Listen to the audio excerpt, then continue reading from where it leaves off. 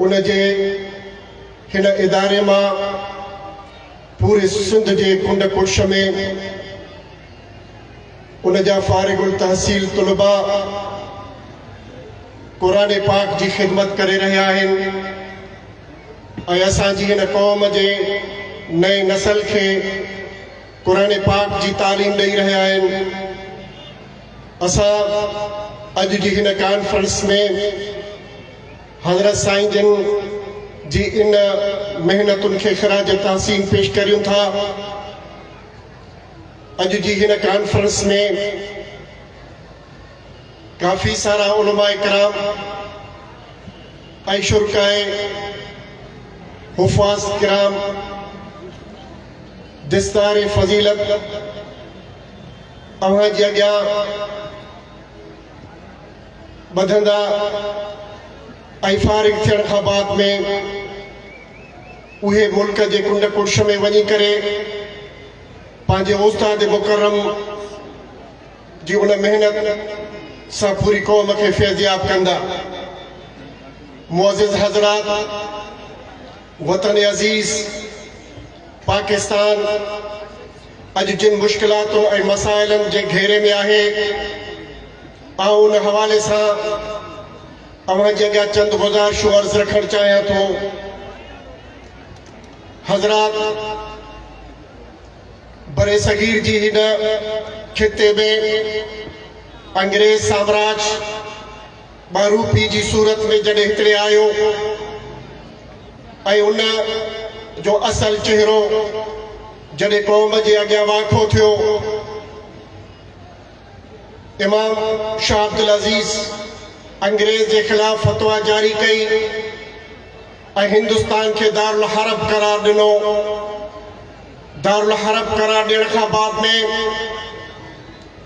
जहाद जारी थी वियो, पुरतशद्दुद कार्रवाइयूं थियूं, अंग्रेजन के खिलाफ मोर्चा बंद जिद्दोजहद थी, वॾा वॾा मोहरिका लॻा ऐं उन्हनि मोहरिकनि में अंग्रेजन के अखियूं ॾेखारियूं वयूं। अंग्रेज साम्राज्य पंहिंजी हुक्मरानीअ खे वधीक तसल्लुत ऐं असांजे मथां पंहिंजी हुकूमत खे मुसलत करण जे लाइ हुननि जेके प्लानिंगूं ऐं मनसूबा बंदियूं ठाहियूं, उन्हीअ जे अंदरि बरे सगीर मां उलमाए किरामनि खे सिफ़े हस्ती तां मिटाइण जो मनसूबो जोड़ियो वियो। हज़रात, उलमाए किरामनि खे ॻोल्हे ॻोल्हे मारियो वियो ऐं कई ॿीलनि ताईं जॾहिं उलमाए किरामनि जो को ॾस ऐं पतो न मिलंदो हुयो, ऐं उन वक़्तु हज़रत नानोतवी रहमुल्ला इन फ़िक्र में हिकु भेरो ॿीहर ॾाढ़ूअ जे वण हेठां दारुल उलूम देवबंद जो बुनियाद रखियो, जंहिंजो मक़सद अंग्रेज साम्राज्य खां आज़ादी हासिल करणु ऐं उलमाए किराम हिन मुल्क जे अंदरि वधीक दीनी उलूम खे हासिल करे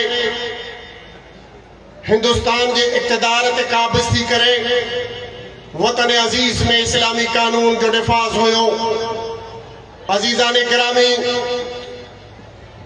तारीख़ इन हवाले सां भरी पई आहे त असांजी हिन सरज़मीन ते अंग्रेज साम्राज्य के खिलाफ जेका जिद्दोजहद स्ट्रगल थी, जंहिंजे मुतलिक़ थोड़नि लफ़्ज़नि में इमाम इनक़लाब मौलाना उबैदुल्लाह सिंधी लिखियो त असांजी स्ट्रगल ऐं जिद्दोजहद जे करे अंग्रेज जूं पाड़ूं खोखलियूं थी चुकियूं आहिनि ऐं हू अनक़रीब हिन सरज़मीन मां तॾावेड़ करे लंडन ॾांहुं राही थी वेंदो। मुंहिंजा मोहतरम साथियो, अंग्रेजन जे पाड़ुनि खे खोखलो करण वारो उलमाए किराम ऐं उन्हनि ॾींहनि में अंग्रेज साम्राज्य हिन मुल्क जे अंदरां हिन मुल्क मां पंहिंजी उन नाकाम हुकूमत जो बदलो वठण जे लाइ मोहम्मद अली जनाब, अल्लामा इकबाल ऐं सर सैयद अहमद खान जहिड़े मुतालबे खे तक़वियत ॾींदे पाकिस्तान जो नारो हणायो। पाकिस्तान का मतलब क्या? ला इलाहा इल्लल्लाह जी नारे जी गूंज थी। अजीज़ान गिरामी, वतन अजीज पाकिस्तान अंग्रेज खां आज़ाद यकीनन थियो। अंग्रेज 7 समुंड पार यकीनन भॼी वियो, लेकिन वींदे वींदे असांजे मथां कारो साम्राज्य मुसलत करे वियो। मुंहिंजा मोअज़िज़ साथियो, उन कारे साम्राज्य 77 साल असांजे मथां हुकूमत कई आहे। लेकिन आओ दुनिया जी उन तारीख़ खे अवां जॻह पेश करणु चाहियां थो पियो त अफ्रीका जे अंदरि नेल्सन मंडेला स्ट्रगल जिदोजहद वक़्त जे ज़ालिम हुक्मराननि जे ख़िलाफ़ कई। नेल्सन मंडेला हिकु ॾींहुं आज़ाद थिए थो पियो ऐं अफ्रीका जो सरबराह बणिजी वियो। अज़ीज़ान गिरामी, ईरान जे अंदरि इनकलाब आयो ऐं इनकलाब आणींदड़ धुर ख़ुमैनीअ खे ईरान ॾिनो वियो। माओ ज़ेडुंग चीन जे अंदरि इनकलाब आंदो ऐं पंहिंजा माण्हू क़त्लाम कराया। चीन उन जे हवाले कयो वियो। अफ़गानिस्तान जी सरज़मीन ते अमरीकी साम्राज्य खे शिकस्त ॾींदड़ उहे मुल्ला ऐं तालिबान हुया।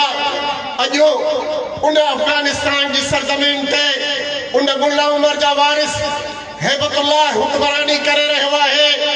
त ॿिए तरफ़ पूरी दुनिया जी तारीख़ असांखे ॿुधाए थी पई, बांग्लादेश जे अंदरि जेकॾहिं आज़ादी वठण शेख मुजीब अॻिते आयो त बांग्लादेश शेख मुजीब जे हवाले कयो वियो।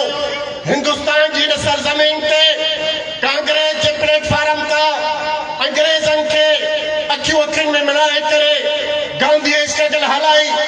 उन हिंदुस्तान खे गांधी जे हवाले कयो वियो। चवण जो मक़सदु इहो आहे त दुनिया जी तारीख़ ॿुधाए थी पई, जंहिं मुल्क जे अंदरि जंहिं जमात जंहिं पार्टीअ स्ट्रगल जिदोजहद हलाई कई आहे, सलाखुनि जे पुठियां पंहिंजी ज़िंदगी गुज़ारी, पंहिंजी जिस्म खे हॾड़ियुनि जी मुठी करे छॾियो ऐं फासिल जे तख़्तनि तां वञी करे तख़्तनि जे मथां चढ़ी बीह रहिया। उन्हनि खे उन मुल्क जूं वागूं ॾिनियूं वयूं। लेकिन वतन अज़ीज़ पाकिस्तान जा जेके हाकिम आहिनि, वतन अज़ीज़ पाकिस्तान खे जिन पंहिंजे मंसूबे जे तहत हिंदुस्तान जी सरज़मीन खां अलॻि करायो त बज़ाहिर त उन्हनि खे हुक्मरानीअ जो हक़ ॾिनो वियो।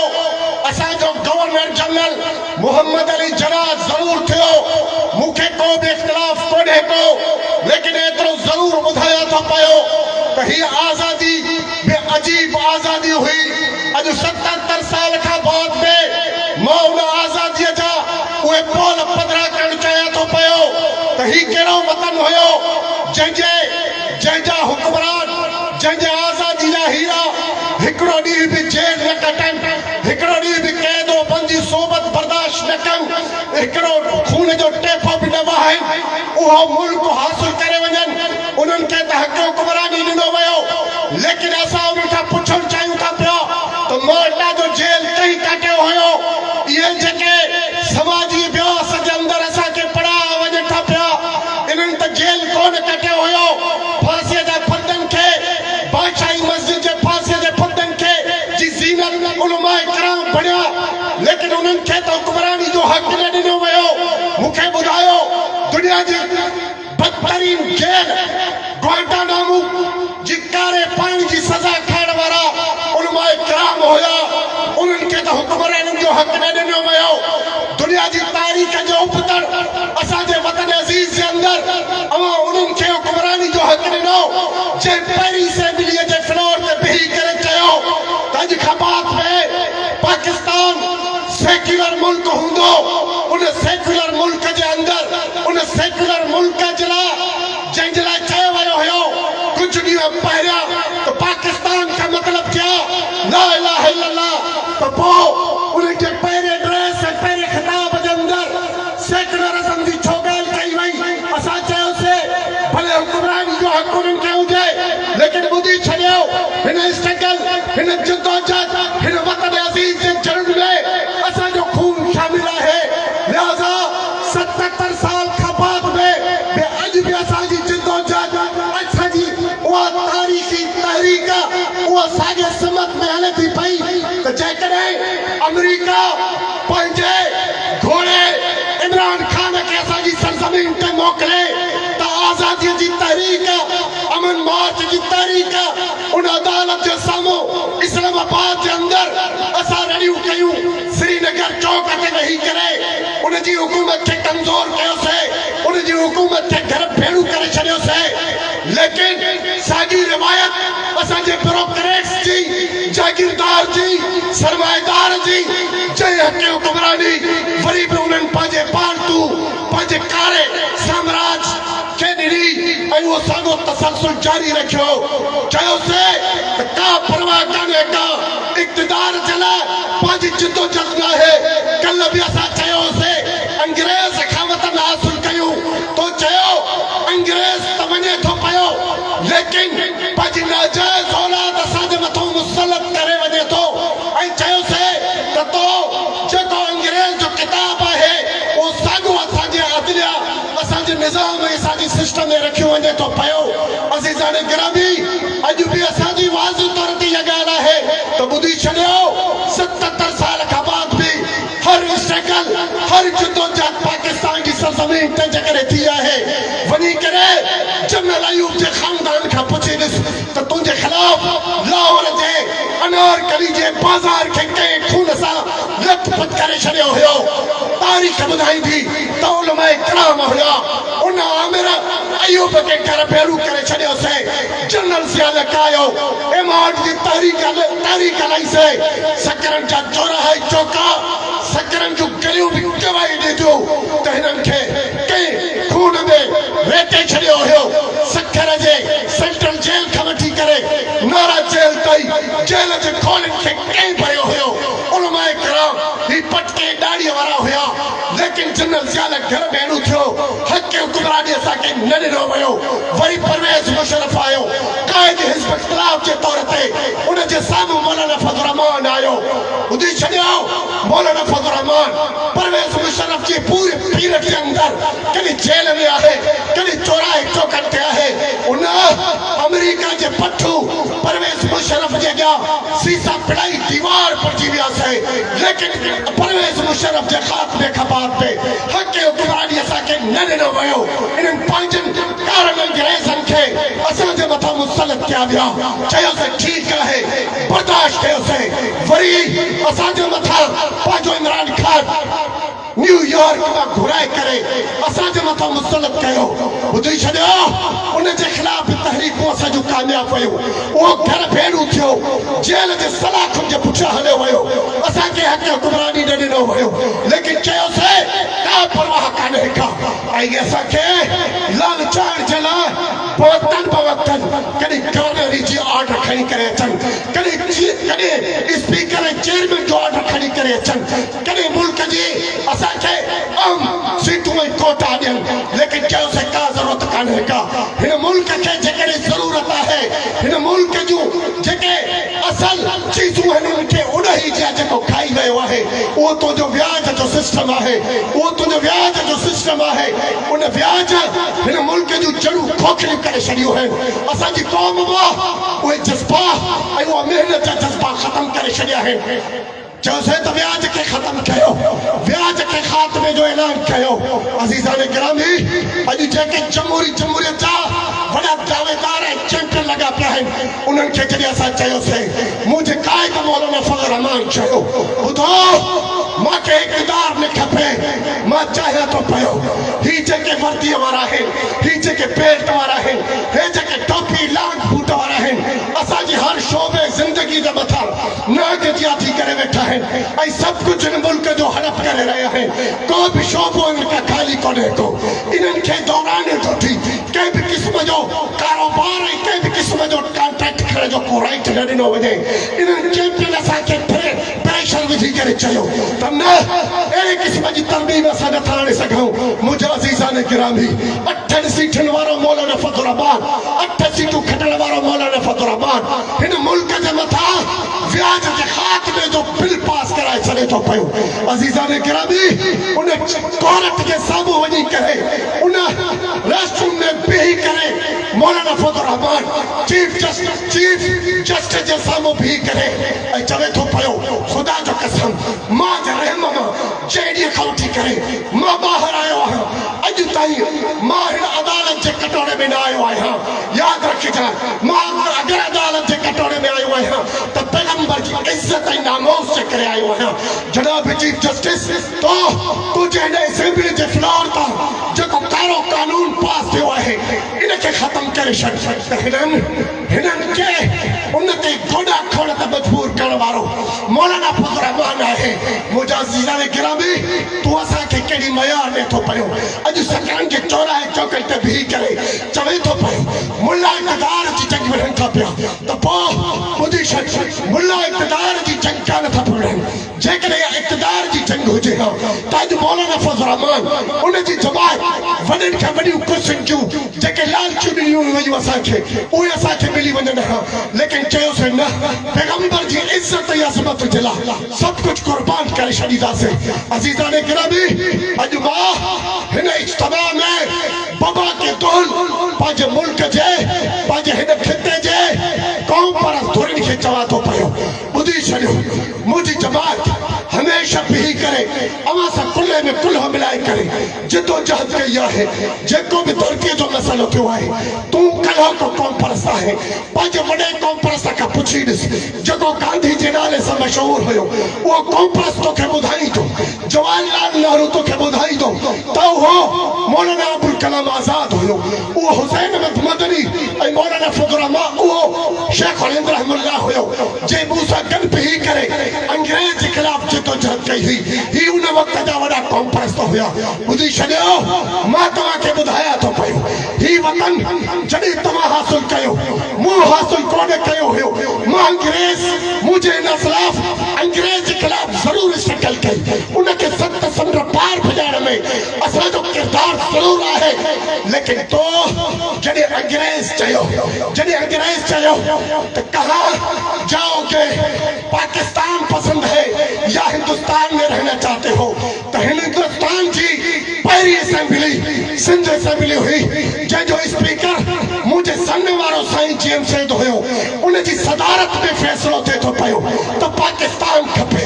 त पोइ मां अॼु बाबा के दोल 77 साल खां बाद में तोखे ॿुधायां थो पियो त मुंहिंजी जिदोजहद मुंहिंजे असलाफ जी जिदोजहद तुंहिंजी बसीरत खां मथे हुई जो 4 ॾींहंनि खां बाद में तूं सिंधु देश जो नारो हयो पाकिस्तान खे टोड़ जी ॻाल्हि कई। ही खेल तूं खेॾे पियो हिन नौजवान खे जे बेरा रवे ते हलाए थो पियो। मां तोखां पुछां थो पियो ॿुधी छॾ जेकॾहिं तूं हिन मुल्क खे जेकॾहिं टोड़े बि थो पियो त पोइ तूं वतन खे कहिड़ी बेस ते हलाईंदे। ही दुनिया जेका अॼु आज़ादियूं जे नाले ते अलॻि वठे थी पई हू तैमूर जेको अमेरिका ॿिनि हिसनि में विराए छॾियो हू सूडान जेको अमेरिका ॿिनि हिसनि में विराए छॾियो। दुनिया खे जेको पाकिस्तान खां पाकिस्तान जी कुख में बांग्लादेश कढियो उन जे पुठियां बि आलमी साज़िशूं हुयूं। दुनिया जेका टुटे थी उहा अमेरिका जे आशीर्वाद टुटे थी पई। इहो ई सबबु आहे जो हर आए ॾींहं ते तूं अमेरिका खे दरख़्वास्तूं करे थो पियो अमेरिका खे अपील करे थो पियो। लेकिन टेररिस्ट ऐं दहशतगर्द जी तारीख़ पढ़ी करे ॾिस त ही जंहिं बि खिते ते वञे थो पियो उते रक्त जा चंबा उन पंहिंजे खून उहो क़ौम जे खून में ॿोड़े छॾे थो पियो। तूं अहिड़े चंगेज़ ऐं अहिड़े टेररिस्ट ऐं दहशतगर्द खां आज़ादियूं जा मुतालबा करे थो पियो। ॿुधी छॾिजांइ अमेरिका जे आशीर्वाद ते हिन मुल्क खे जेकॾहिं तूं टोड़ चाहे थो पियो त तुंहिंजे अबाऊ अजदाद अमेरिका खां वञी करे पुछी ॾिस त तोखे काबुल ऐं कंधार तां थुक चटाए करे कंहिं वापसि कयो आहे त अमेरिका चवंदो मुल्ला हुयो तालिबान हुयो मुल्ला उमर हुयो उसामा बिन लादेन हुयो हैबतुल्लाह हुयो मुल्ला हिकमत यार हुयो। ही तोखे ॿुधाईंदो त अब्दुल रसूल सयाफ हुयो। ही तोखे ॿुधाईंदो त उहे मुजाहिदीन हुया। तूं उन जे बलबूते ते हिन मुल्क खे जेकॾहिं टोड़ हलियो आहे त कंहिं ख़्वाब जी ज़िंदगी में गुज़ारे थो पियो जे फ़िक्र नज़रिए जी ॻाल्हि करे थो पियो त मां सेक्युलर सोशलिज्म जो हामी आहियां त वञी करे उन्हनि कांग्रेसनि खे चवां थो पियो त रूस खां वञी पुछी त अचु त बबरक कारण ऐं डॉक्टर नजीब खे घर भेड़ू कंहिं कयो हुयो तोखे उहे ॿुधाईंदा त मुल्ला हुयो तूं कंहिंखां आज़ादी वठणु चाहे थो पियो त हू बर्तानिया अथई जेका पंहिंजी हिस्ट्री पाण लिखे थो पियो WW हिंटर लिखे थो पियो त मां हिंदुस्तान जी सरज़मीन खे जेकॾहिं छॾियो आहे त रेशमी रुमाल तहरीक जे करे छॾियो आहे पर ॿुधो अंग्रेज़ लिखे थो पियो मुसन्निफ़ साॻियो अथव लिखे थो पियो तारीख़ जे अंदरि त ॿुधी छॾियो उबैदुल्लाह सिंधी जी तहरीक रेशमी रुमाल पंहिंजे वतन अज़ीज़ जे गद्दारनि जे करे फाश थी वई पर जेकॾहिं उहा कामयाब वञे हा मां लंडन जे लॉन्डन जा सिर कटिया वञनि हा हीअ असांजूं तहरीकूं अथई भुल अथई मता NGOs ऐं ॿाहिरि हिन लिबरल लॾे जे चवण ते हिन मुल्क जो माहौल ख़राब करे थो पियो डॉक्टर कादर मसीह तुंहिंजी रहनुमाई कई आहे त ही बम अथई हिन सां कीले ने गिरफ़्तार सां न खे किथे पाण बि तबाह न थी वञे पंहिंजी धरती बि पंहिंजे खणण न विञाए छॾे ॿुधी छॾ हिकु खेॾे थो पियो बम जे बारूदनि सां वरी वेही करे ऐं तूं मुंहिंजे पैगंबर जे नामूस ऐं इज़त ते हमला त ॿुधी छॾ मुंहिंजी तोसां का बि कदर कान्हे का पर जेकॾहिं होश ऐं अकल खां कमु वठे त पोइ मुंहिंजो डॉक्टर ख़ालिद महमूद सोमरो उन जी स्ट्रगल बशीर खान कुरैशी सां कुल्लो ज़हर ॾेई करे हुनखे साड़े थो पियो लेकिन डॉक्टर ख़ालिद महमूद सोमरो असेंबली जे फ्लोर ते बीही करे क़ौम परस्तीअ जे उन फ़िक्र नज़रिए सां इख़्तिलाफ़ रखंदे बि सगारो आवाज़ थी करे स्पीकर खे ललकारे चवे थो मुंहिंजी धरतीअ ते खून थी रहिया आहिनि बेगुनाह थी खून थी रहिया आहिनि लाश मसक कया वञनि था पिया गुनाह आहे त कोर्टनि में आणियो लाशनि खे मसक न कयो ही जिदोजहद कई ही असां जिदोजहद कई आहे वरी बि तोखे अॼु हिन अहम मोड़ ते दावत ॾियूं था पिया तुंहिंजी धरती जंहिंजे दरिया पेट मां वारी उॾे वठी पई वारा बुंदी हले थी पई मुंहिंजी धरती ज़रई धरती आहे मुंहिंजो पेट या धरती इन ज़राअत जे ज़रिए पाले थी पई अॼु उन में छह कैनाल ॿिया कढे वञनि था पिया सिर्फ़ चूलिस्तान कैनाल जी डेढ़ 126 किलोमीटर आहे त मूंखे ॿुधाए मुंहिंजे हिन दरिया में बाक़ी छा बचंदो तूं त रेत बि वापसि वठी छॾी अथई मां तोखे ॿुधाइणु चाहियां थो इन मौक़े ते पंहिंजनि इख़्तिलाफ़नि खे हिकु तरफ़ करे मुंहिंजे राशिद महमूद तोखे कराची में सॾु कयो आहे संजीदगीअ सां बुर्दबारी सां अचु दलीलनि सां अचु असां तोसां गॾु वेठा आहियूं मज़हब खे न छेड़ मज़हबी मामलात खे न छेड़ जेकॾहिं अख्तर मेंगल उन बलोचिस्तान जी सरज़मीन ते मज़हब सां नथो खेॾे मज़हब जे मामलात खे नथो छेड़े MNA थिए थो सेनेटर थिए थो MP थिए थो पियो बलोचिस्तान जो क़ौम परस्त सगारो आवाज़ थी करे असेंबली जे फ्लोर तां उथे थो पियो जेकॾहिं वली उन जी औलाद KPK जे अंदरि क़ौम परस्त थी करे ऐं उते सगारो आवाज़ उथारे था पिया त पोइ उहे मज़हब सां न मौलाना फज़ल रहमान सां हर आइडिया ते महमूद खान अचकसई वेठो आहे क़ौम परस्त आहे तोखे छा थियो आहे तूं कंहिंजे चवण ते हिन सिंधु कांगरा जे चवण ते सिंधु नवाज़ कांगरा जे चवण ते अमर सिंधुअ जे चवण ते अमर जलील जे चवण ते हेॾी सारी क़ौमी तहरीक खे धचको न पहुचा होश जो नाखुन वठी अॼु अचु तुंहिंजे लाइ प्लेटफॉर्म जमियत इस्लाम ॾे थी अचो वफ़ाक़ खे अखियूं ॾेखारियूं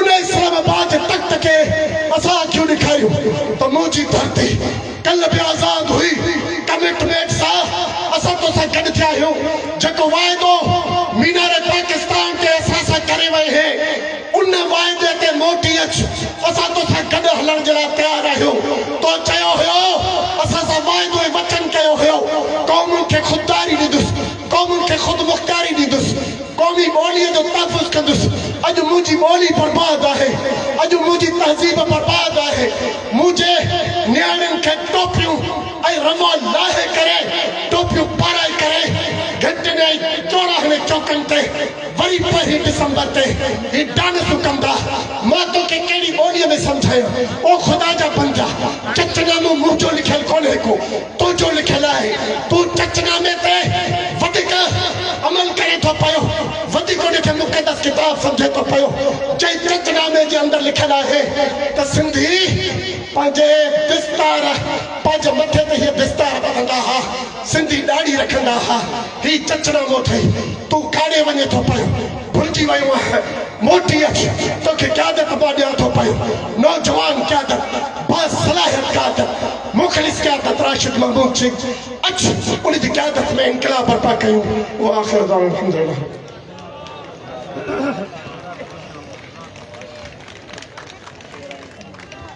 माशाअल्लाह।